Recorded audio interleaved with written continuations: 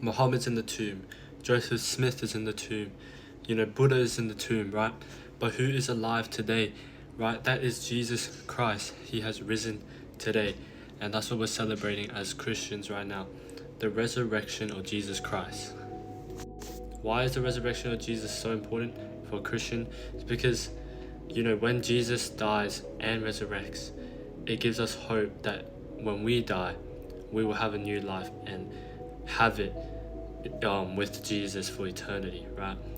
But if Jesus didn't resurrect, then every time he said he was God, every time that he told the Pharisees that, he was the Most High, he was the God of the universe, right?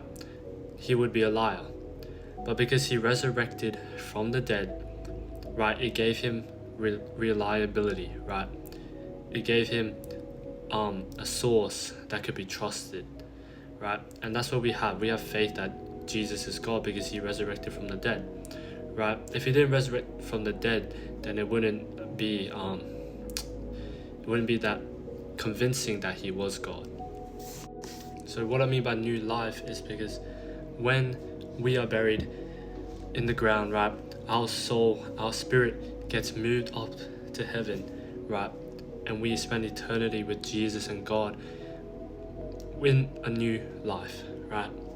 So that's why the resurrection of Jesus symbolizes us, right? It symbolizes that when our old lives die, we can have a new life.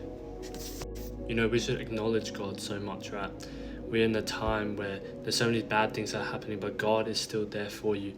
And the resurrection, the death of Jesus Christ gives us a second chance. It gives us a way out of the temptations or the bad things, right? And he ultimately, that sacrifice saves us from being a slave to sin. And that's the best thing that could ever happen. He died for you even though you haven't met him, right?